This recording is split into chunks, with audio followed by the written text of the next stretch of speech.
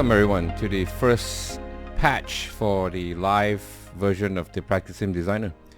This is patch 1.02. A bunch of stuff, as you can see, that's been fixed, especially bug fixes. So thank you all for reporting this.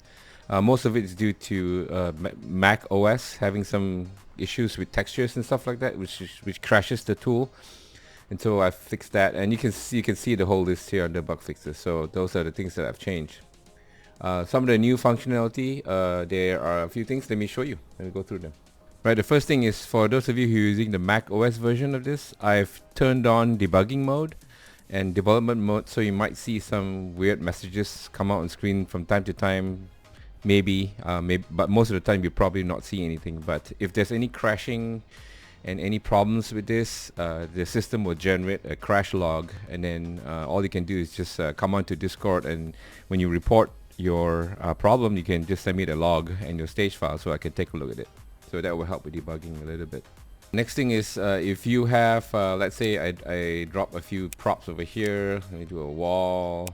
Let's put a target here, maybe a barrel here to block this. Now when you do a multi-select, if you do shift and you just highlight the targets, you'll see that right at the bottom on the bar, you see that the multi-select mode is on. Before this, it was kind of difficult to see whether you've selected or not selected objects. In this case, now you know multi-select mode is on. If you want to disable it, just shift click on the ground. Again, tab cycles through your UI. So if I hit this to see all the UI, you can see the instructions on the right. You hit tab again, it goes to the minimal view, and then no UI, which is a nice clean interface.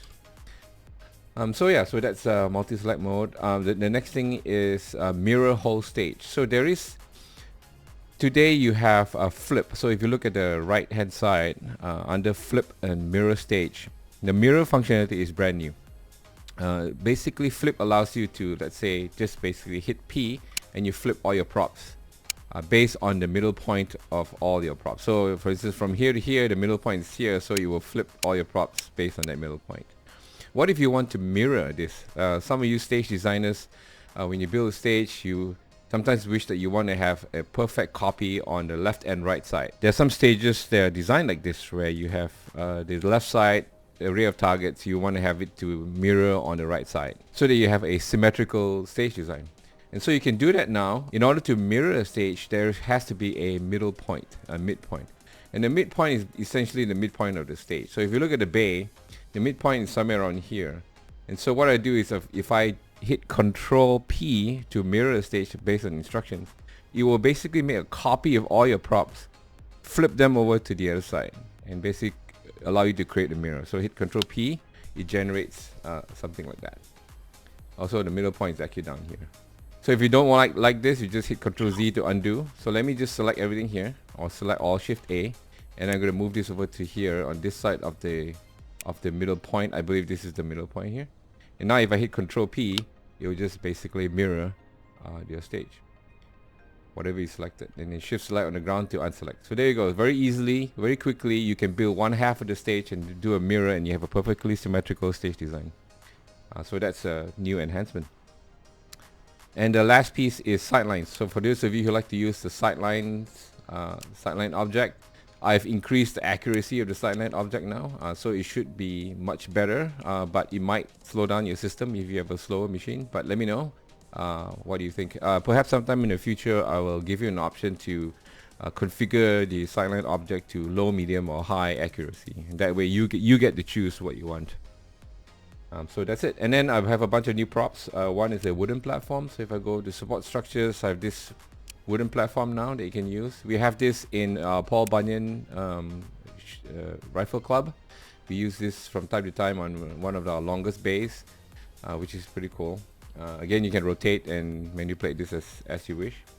I also have somebody requested for walls with V-ports. So now if you go over to vision barriers, you see now I have two different types of walls.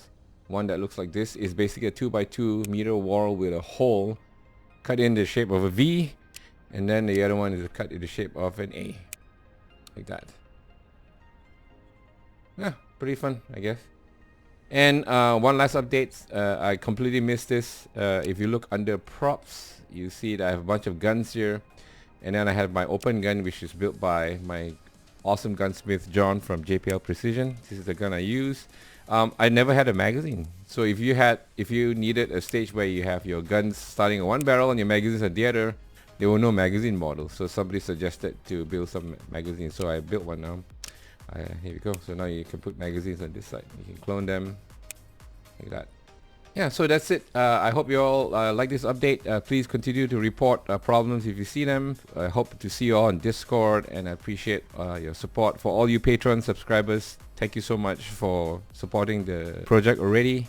If you're interested in supporting me as I continue to improve the tool and add on new stuff to the tool, please go over to patreon.com/AncientSkyGames.